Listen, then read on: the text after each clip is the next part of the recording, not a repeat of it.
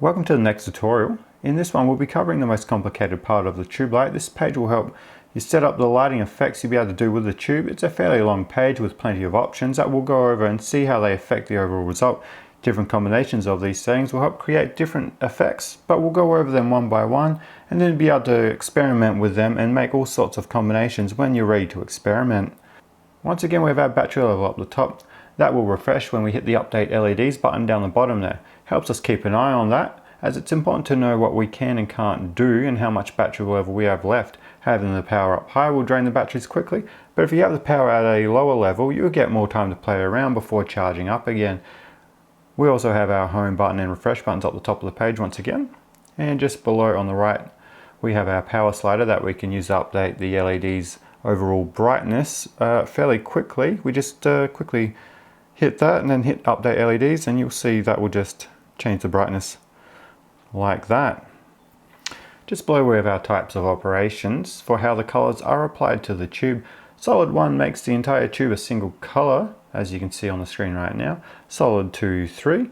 For when you want to have the tube broken up into separate colors like so. As you can see, we've got red, green, blue in our color indexes, and we can see we've got red, green, blue on the tube like so. We also have our flash, fade, and smooth functions just like on the home page. We have our quick pause and unpause button there. That will just pause it as it's cycling through. Not sure what sort of use you'll be able to get out of that, but I added it in just in case. Just below we also have our set color index buttons. So we just go back to solid colored 1 there, and we can just quickly click on our color indexes. Make sure you unpause it first. And we have a toggle on off button. That will just toggle the LEDs on and off like so. The external triggers, once again, a bit more advanced stuff. We'll go over that at a later date. But by default, they will just switch tube light on and off. Just below that, we have a few options. We've got our use third color, gradient effect, and loop around tube checkboxes. We'll just focus on the first two. Use third color.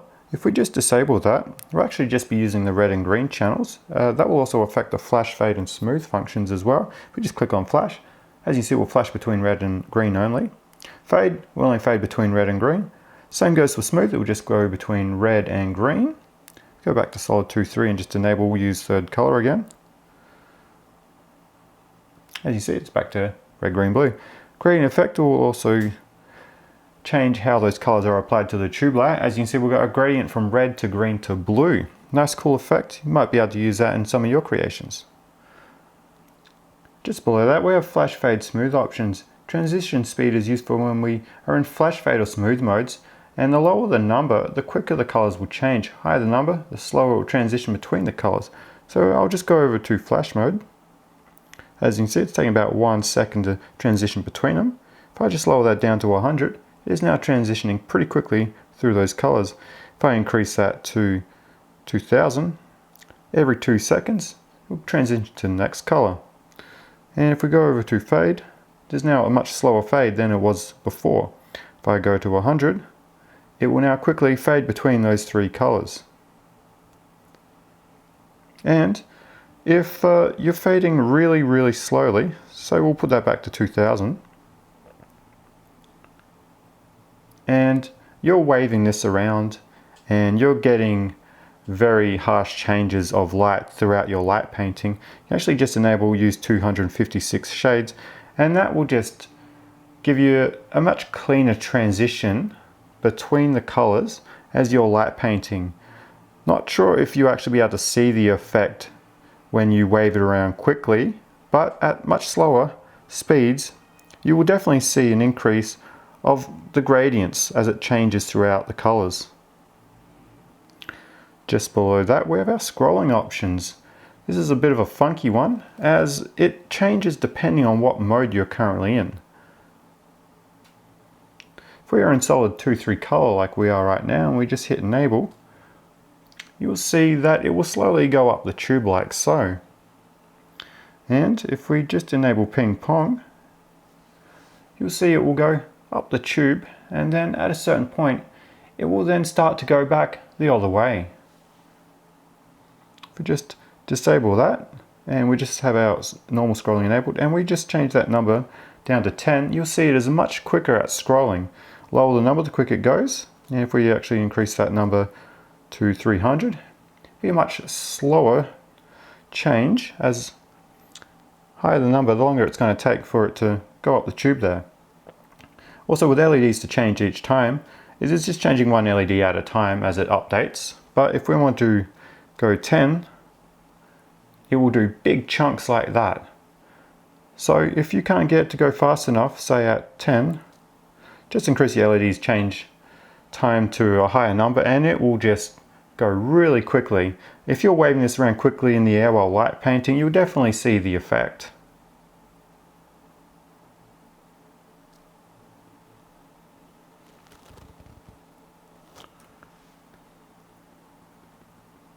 Now just below that we have our colors 1, 2 and 3 options.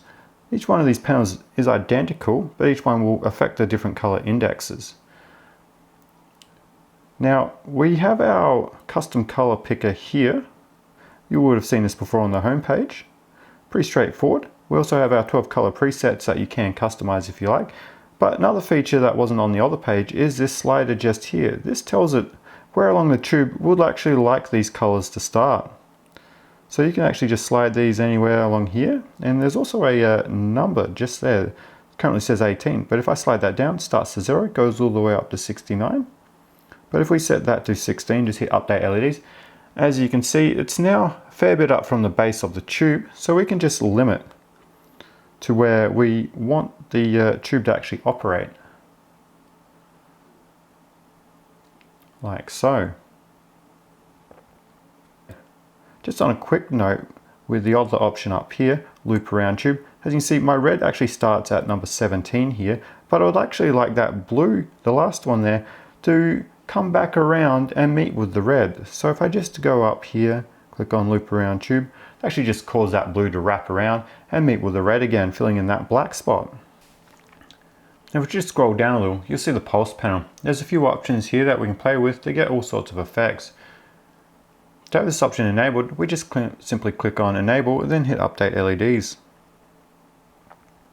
As you can see, we now have a simple on-off going. This will work in all the modes from solid to flash to fade to smooth. We just enable fade pulse. As you can see, we now get a fading in and out effect instead of the sharp on-off we just had.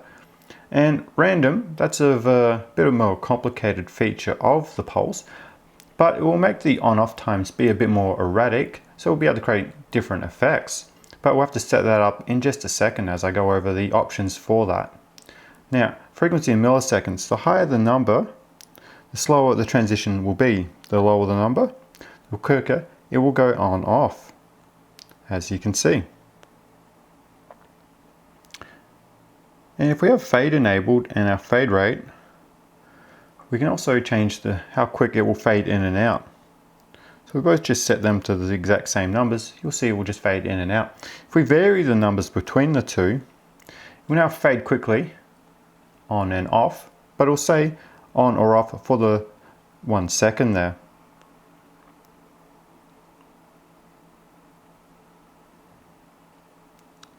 And just with our power min and power max right there, if we change the power min to be 128, as you see it is now just going half bright when it's meant to be off. We can also just flip those numbers around. So instead, it is now only going half as bright when it's meant to be on, and its off will now be off. We also have our values for random range. As I mentioned earlier, with the random feature, if we just set a few of these up quickly,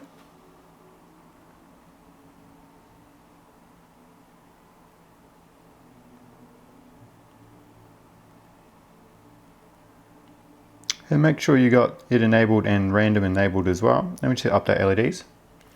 As you can see the effect, there's going to be a random on and then a random off time.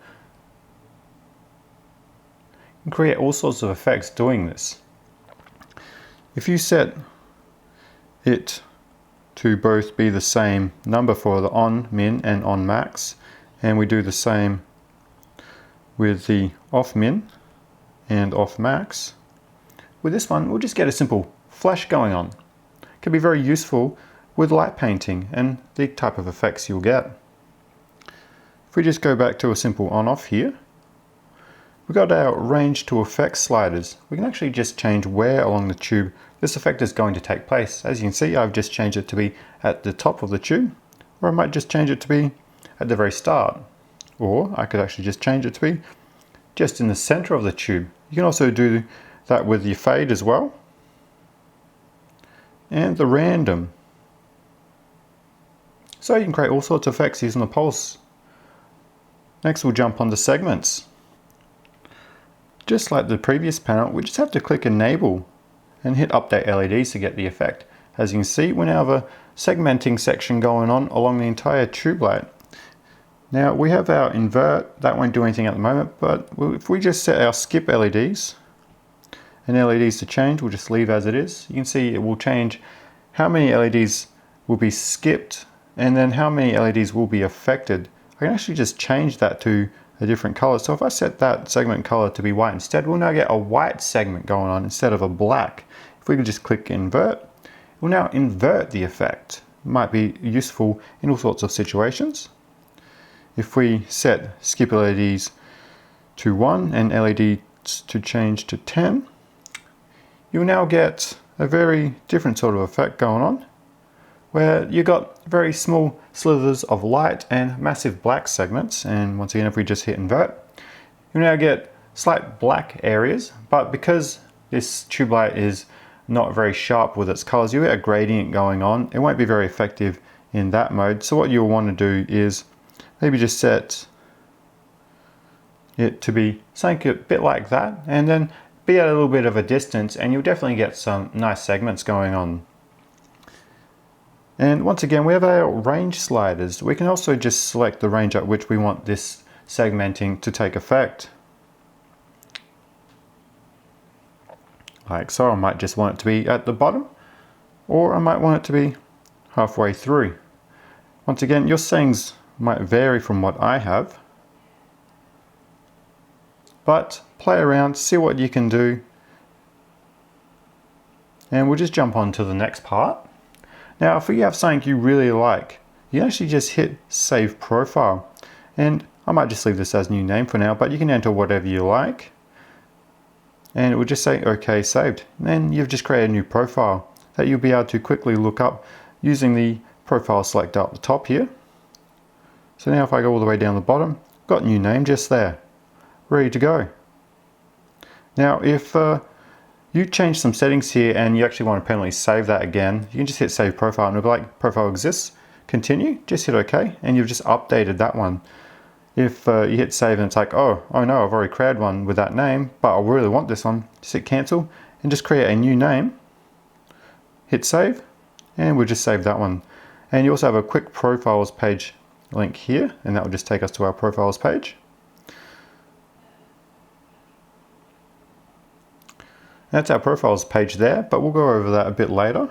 So we'll just go back here, and we'll also have this quick profile panel just here.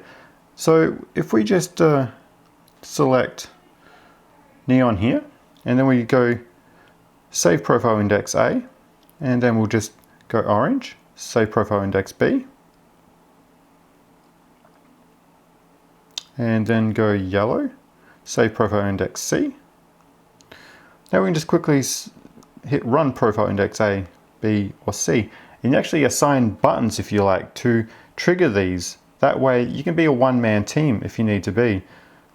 But just a simple quick settings right there. Instead of having to go through these menus all the time, if you're trying to light paint in a hurry, you might want to quickly be able to just set up 3 profiles during your light painting session, and you just be able to quickly swap between them. And just below that, we also have our custom colors page and button mapping page links.